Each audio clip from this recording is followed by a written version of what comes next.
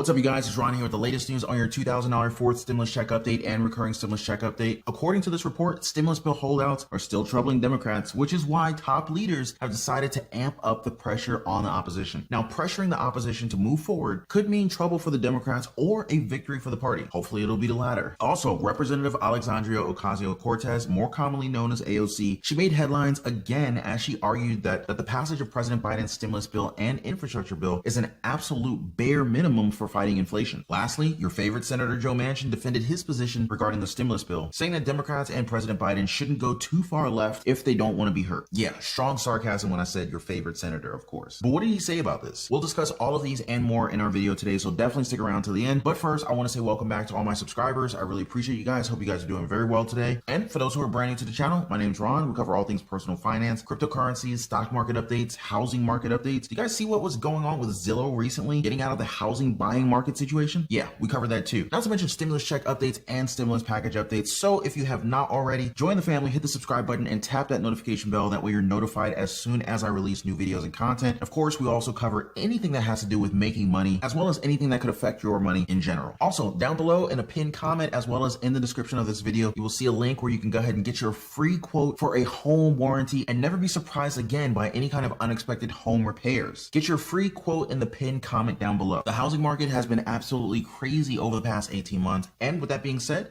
Zillow is actually exiting the home buying business. And their exit of the home buying business will result in a 25% staff cut of Zillow staff. According to CNN, it says here that Zillow is getting out of the iBuying business and will shut down its Zillow Offers division, resulting in a 25% reduction in its staff. In its quarterly earnings report on Tuesday, the company said it will see a total write-down of more than $540 million as a result of its exit from the business, which buys homes and resells them. As a result of shutting down Zillow Offers, the company said it will be cutting some 2,000 jobs. Last month, the company said that it was halting new purchases of homes because supply chain disruptions and the labor shortage were causing it to get backlogged on homes it was renovating and preparing for sale. However, the company said on Tuesday that the $304 million inventory write-down it recorded in the third quarter from its home segment, which includes Zillow Offers, was because it bought homes during the last quarter for prices higher than it believes it could sell them. So, just because you're investing in real estate doesn't mean you're going to be profitable in your venture, and Zillow has clearly proven that. Quote, "We've determined the unpredictability in forecasting home prices far exceeds what we anticipated, and continuing to scale Zillow Offers would result in too much earnings and balance sheet volatility." This comes from Rich Barton, Zillow's co-founder and CEO. I thought it was important to note that Zillow ended the quarter with 9,790 homes in inventory and 8,172 homes under contract that it would still purchase, which it will sell over the next 6 months or so. And this is quite interesting because Zillow Offers literally just started the operation of buying homes back in 2018. So it's only been 3 years, and yet they're already shutting it down. And get this, Zillow bought 3,805 homes in the second quarter and sold 2,086. This past quarter, Zillow Offers bought 9,680 homes. That pushed the business of closing on homes and preparing them for sale to a breaking point. As a result, Zillow only sold 3,032 homes in the third quarter, which was below expectations, and the average gross profit per home was a loss of $80,000. So I hope you guys are paying attention to what happened here. Out of the last roughly 3,000 homes that Zillow sold, they lost an average of $80,000 for every home sale. Now, of course, the big question is, with rapid appreciation of home values, is this a sign for a future housing market crash? I'll be keeping a very close eye on this with you guys. Next up, President Biden hails passage of the infrastructure bill. Many people are saying it was long overdue. President Biden on Saturday hailed passage of the mammoth $1.2 trillion infrastructure bill, describing it as a transformative measure that will reshape the U.S. transportation system, creating jobs, and prove to the American public that federal policymakers can deliver. Quote, "We did something that's long overdue, that long has been talked about in Washington but never actually been done." This comes from President Biden from the White House's dining room just after the passing of the bill. In fact, here are President Biden's exact words after the passing of the bill. Let's listen in. "We did something that's long overdue, that long has been talked about in Washington but never actually been done. The House of Representatives passed an Infrastructure Investment and Jobs Act. That's a fancy way of saying a bipartisan infrastructure bill, a once-in-a-generation investment that's going to create millions of jobs, modernize our infrastructure, our roads, our bridges, our broadband, a whole range of things." So you heard it from President Biden himself. It sounds like he's pretty excited about the passing of this infrastructure bill.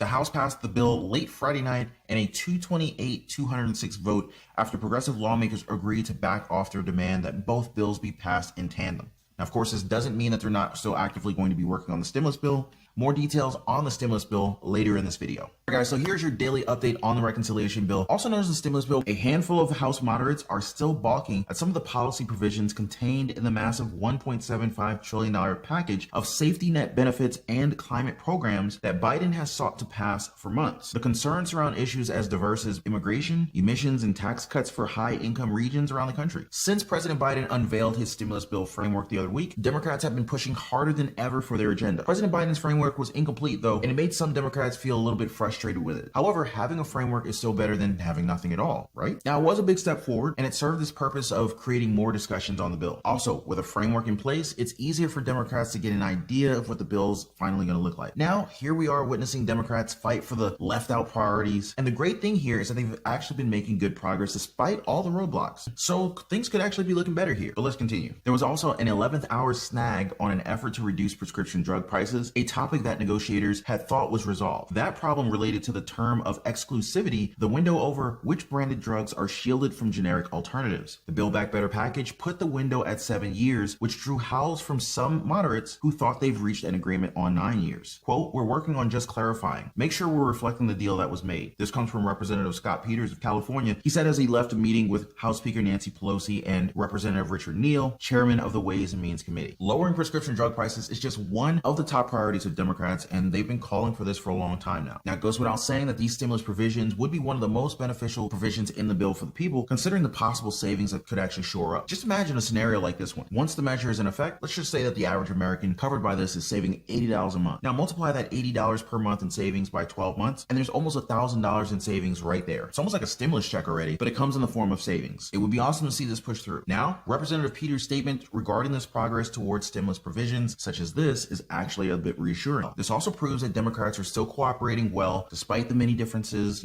clashing between the opinions of their party. Hopefully, they can have the same approach for all the stimulus provisions that they're considering. How about they do that with the fourth stimulus check?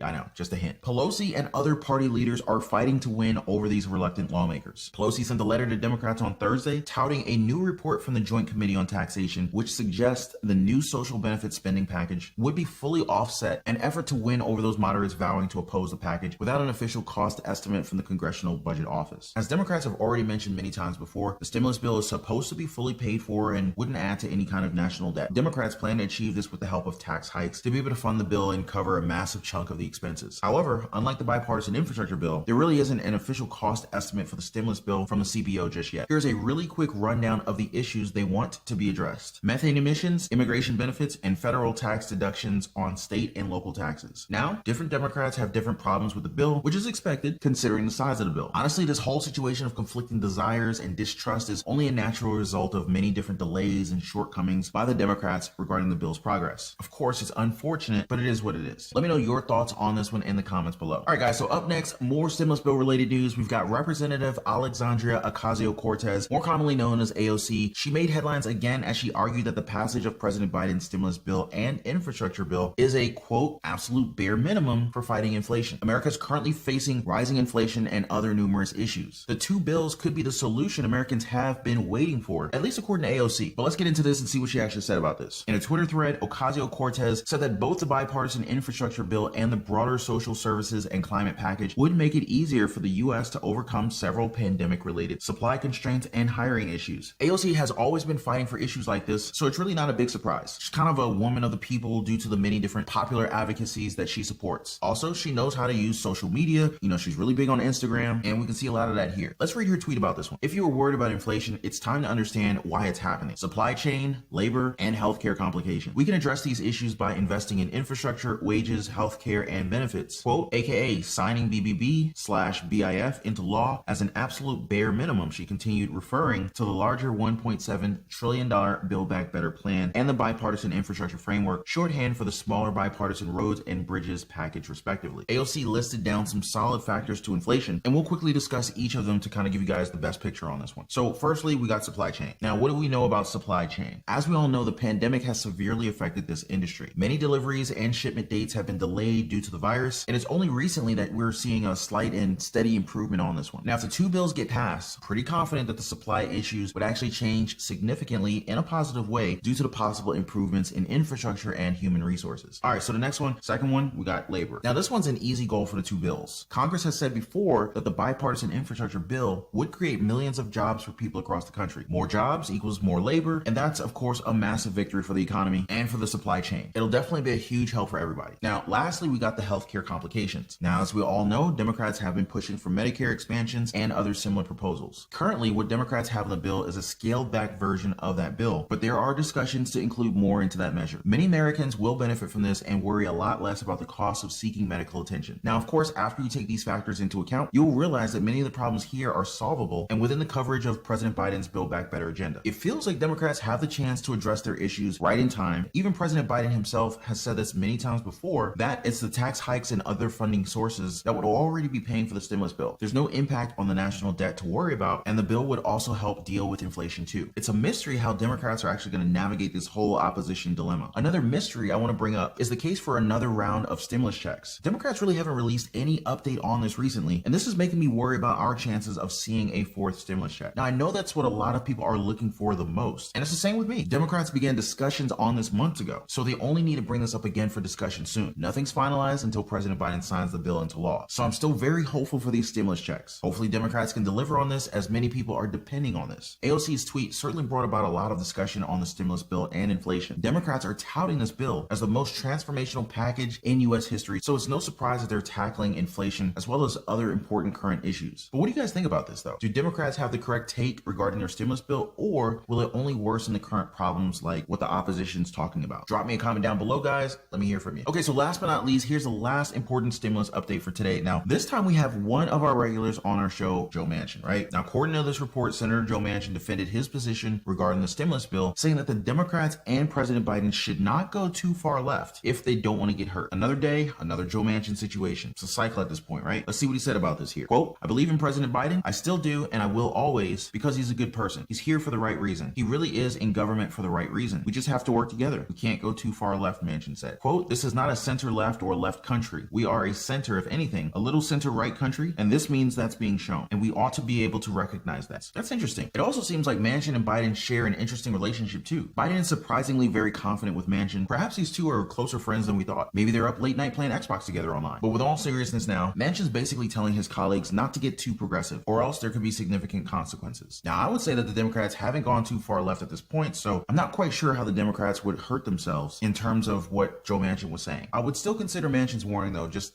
with a grain of salt. He urged members of his party to come together and realize what can and cannot be done before urging them not to force basically something that's not going to happen and make people believe it will. Once again, your boy Manchin, he's here with another controversial statement for his colleagues. Now, I won't be surprised if one of his colleagues, maybe Bernie Sanders, will clap back and say something. But let me know your thoughts on this one in the comments below. So anyway, guys, that's all for the news on your fourth stimulus check update. Recurring stimulus check update. You got AOC arguing that the passage of President Biden's two bills would help in fighting inflation, and Joe Manchin saying that Democrats and President Biden shouldn't go too far left. But what do you guys think about this? Let me know your thoughts in the comments down below. Really hope that you guys appreciated all of it. And if you haven't already, do like this video, subscribe to the channel, join the family, and definitely hit that notification bell so you're notified as soon as I release new videos and content. And I will see you guys in the next video. Take care and be safe. Oh, and don't forget, in the pinned comment down below, make sure to click on the link and get your free home warranty quote. Never be surprised by another major expensive repair in your home again. All right, guys, see you guys on the next.